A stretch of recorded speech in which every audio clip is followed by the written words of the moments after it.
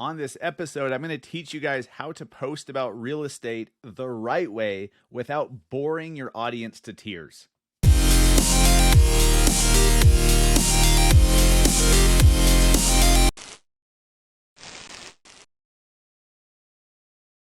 What is up, everybody? Welcome to episode 207 of the Massive Agent Podcast. I am your host, Dustin Brohm, and I'm super excited today to talk to you about how to post about your listings the right way, because most agents, they just don't. They just post, check out my listing, and it's hot garbage, and people tune it out. People don't follow you anymore because you just put out hot garbage. And hot garbage doesn't perform so well on social media. It needs to stand out.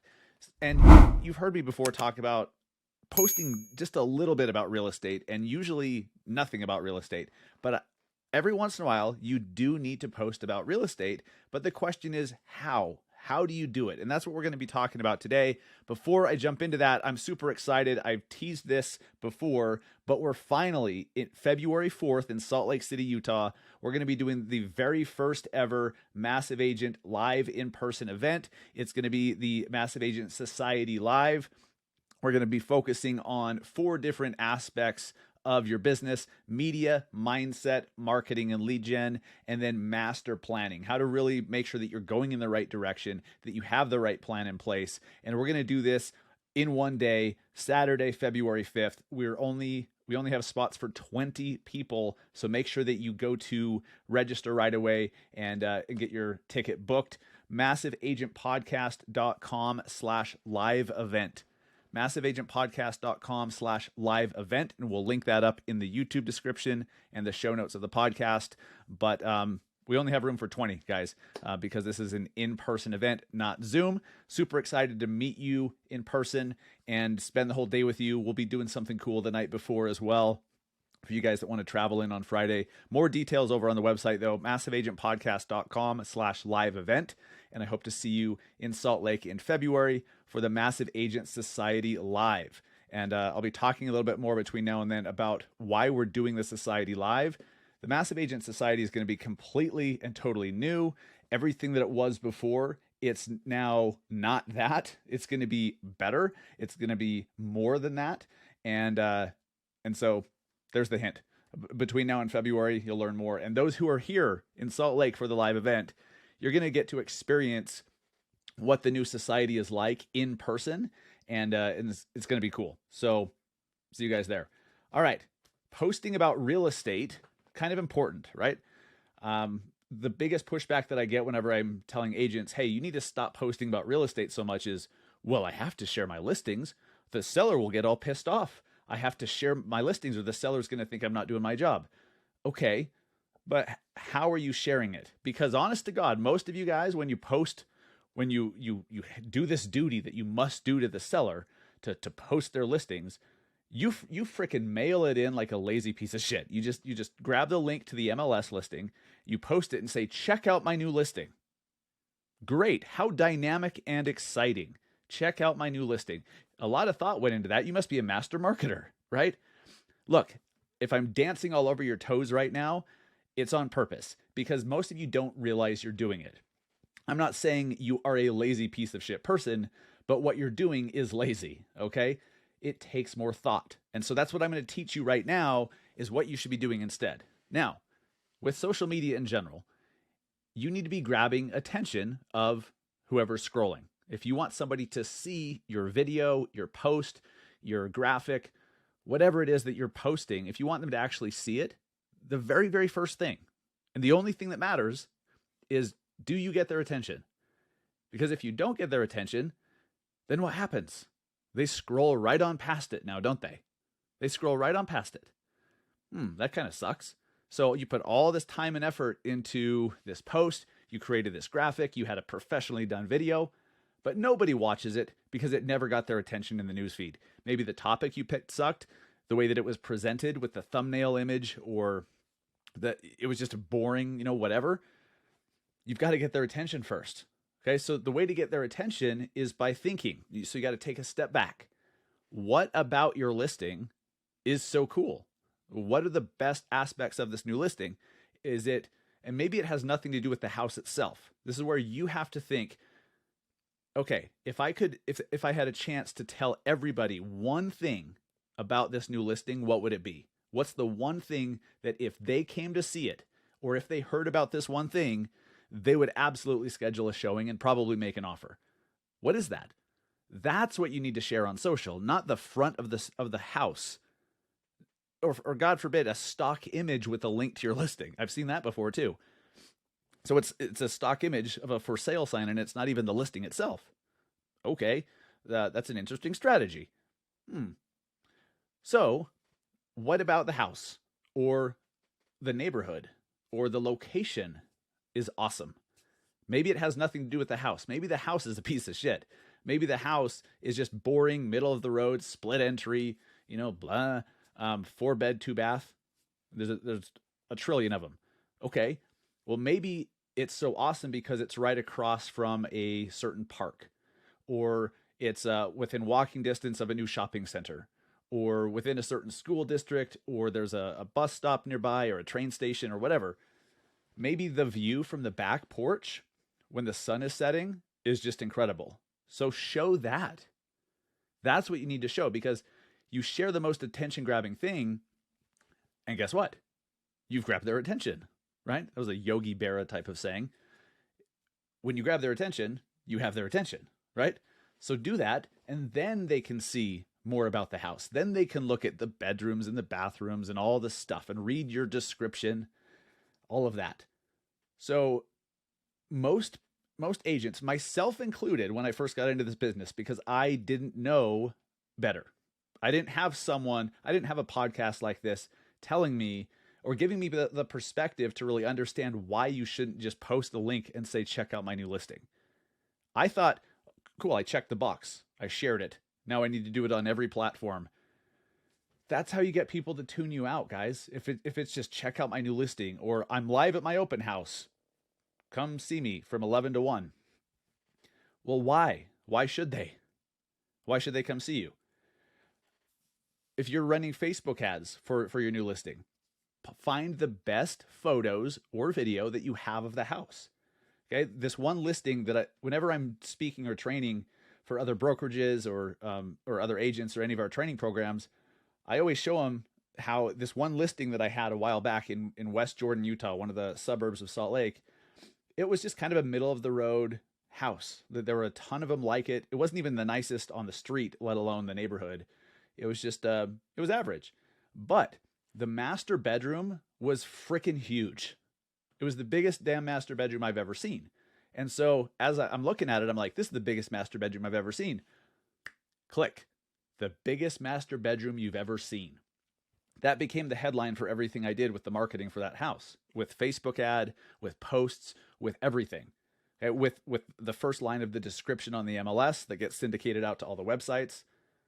The biggest master bedroom you've ever seen. And so guess what I showed?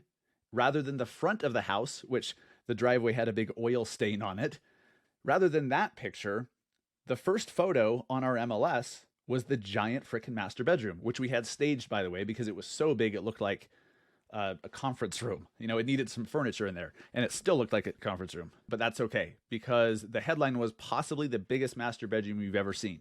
Now, when you're posting it, don't just post a bunch of text. If you've noticed, if you'll pay attention, this is a skill that you really need to work on, guys. Pay attention to what you're paying attention to while you're scrolling on social.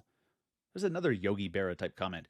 Pay attention to what you're paying attention to. Be conscious about what is grabbing your attention. What are you reading? If you read a post, why did you read it?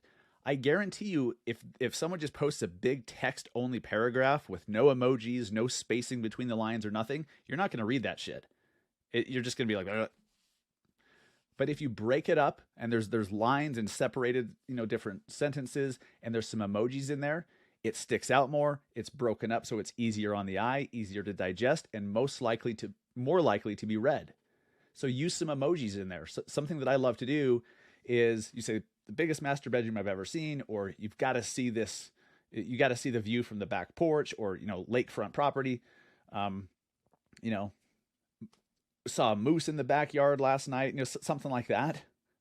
That would get my attention if there was a moose in the backyard of a listing. But you do some emojis. So like bedrooms, put a bed emoji and then the number. So he doesn't have to say bedrooms 4, bathrooms 2. So use emojis for those, like the bed, the shower, or toilet for a bathroom or whatever. And then like the location, use the little pin emoji and then do West Jordan or Somerville or whatever the hell the area is. I better be careful. I'm going to unplug my headphones again. Oops. Anyhow, you guys notice a trend here. Like this, notice the underlying theme.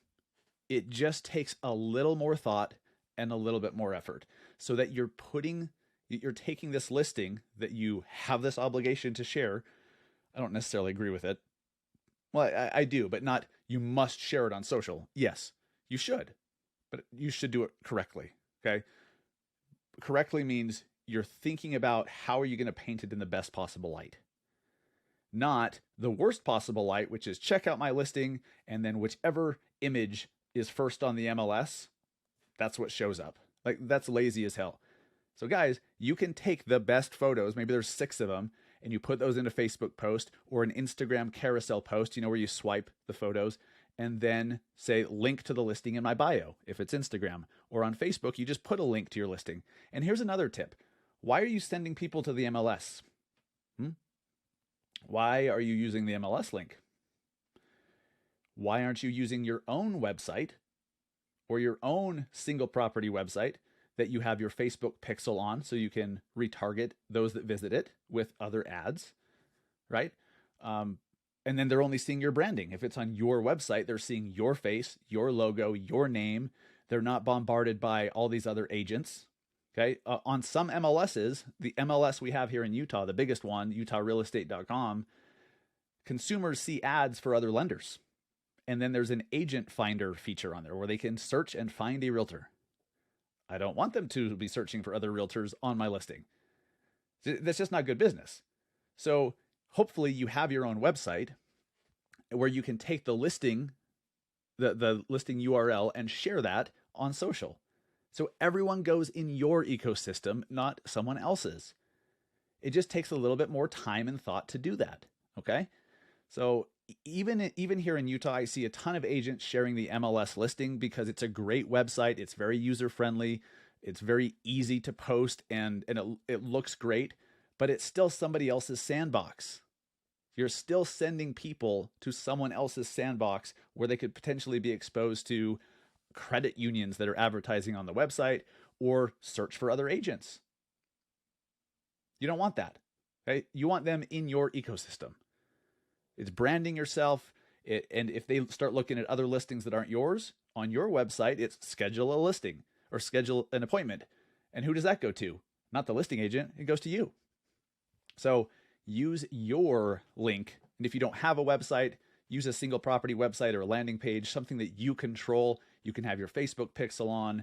You can have people opt into your email list if you're offering certain downloads like seller guide, buyer guide, the 10 things that first-time buyers need to know in this market, stuff like that. You can offer that if it's on your website. You can't if it's on Zillow or the MLS or some other website that you don't control. So again, be a little bit more thoughtful about what's happening, about how it's going to be seen on social, and then put it in the best possible light. As you're walking through the house for the very first time, you need to be making a mental note. What about this house is awesome? Like what is so cool about this listing? What are you as a marketer, and hopefully you see yourself as a marketer, what are you as a marketer excited to share? Like whenever I would walk into a listing, I'd be like, oh, I can't wait to focus on this and to share this and market this aspect, because I thought like a marketer, not like a realtor, as douchey as I could possibly say it. So think like a marketer who happens to be a real estate agent, a marketer who sells homes, and then you'll start to notice these things right off the bat. If you got to train yourself to do that, of course, it takes time. But if you're sitting down and you're like, all right, I have this new listing, I've got to start promoting it. What do I do? Just think about it. What impressed you? Is their remodeled kitchen? Maybe they just put a double-sided fireplace between the master bedroom and the living room. Maybe they just got some cool new 14 shower head thing in the shower, where it blasts you from all different directions and sucks all the water pressure from a 3-block radius. But share that. Share the cool stuff. Because if you think it's cool, if you think it's interesting, I guarantee you someone else will. And they're probably going to be people like you who would probably be good fits, or who would be a good fit for you as a client. So be more thoughtful about how you do this. Speaking of being more thoughtful, how many of you guys have thought about your leads? How many of you thought about how the experience your leads have? If you get somebody, if you're running Facebook ads or somebody goes to your website and they become a lead, what happens to them? Okay, if they don't respond right away, are you forgetting about them? Is there a drip campaign going on? What does that look like? What is the user experience of somebody that becomes a lead in your system? For a lot of you guys, it's probably pretty shitty, okay? And it's because you're just not using the best tools, or you're just not thinking things through clearly enough. If you want to use the best possible tool to manage your leads, to deal with your contacts, to follow up with them over time like a boss, you need to check out Follow Up Boss. Okay? They are, I believe, the best tool, the best CRM. It's not, CRM just doesn't do it justice. It's a client and lead management system. It's a business scaling system that happens to be a CRM as well. But all of that, they have stuff in place that makes it so easy, and it dramatically improves the user experience that a lead has. And what happens when you dramatically improve the experience a lead has? Well, they're going to think you're a pro. They're going to keep coming back. They're going to want to work with you rather than being pushed away because your system, your follow-up, your emails, your messages, they all just suck. Or they just don't even come because a lot of you guys just don't send them. So you need Follow Up Boss. Thank God they're an awesome partner of this industry. And because you're a listener of this show, you can get a 30-day free trial, not just a 14-day trial, but a 30-day free trial. No credit card required, but you must use the link massiveagentpodcast.com/followupboss, massiveagentpodcast.com/followupboss, and they will hook you up with that trial. Jump in, set it up, use it. Send some, get some leads coming into it and set up some drip campaigns. And I guarantee you, you're going to be like, oh, so that's why all the biggest names and biggest teams in the industry use this thing. Follow Up Boss is awesome. Check it out, guys. So before I wrap it up, one last call to action. Only 20 spots left for our first ever Massive Agent Society Live in Salt Lake City, Saturday, February 5th. I recommend you come in on Friday the 4th. All the details over on the website, massiveagentpodcast.com/live event, and make sure you book it, get your ticket right away, and then we'll see you there because it's gonna be epic. We're gonna start doing a lot more of these, but this is the first, and it's really gonna kick off our relaunch of the Massive Agent Society, and everyone in attendance is gonna get a first look at what it's gonna be like. And I promise you, you're gonna have such a deep impact on your business and on your life and on just your performance moving forward. You're going to wish that you could do this every week. So we'll see you guys there. MassiveAgentPodcast.com/live event. Thank you guys so much for listening. As always, I will see you next week. Have a great one.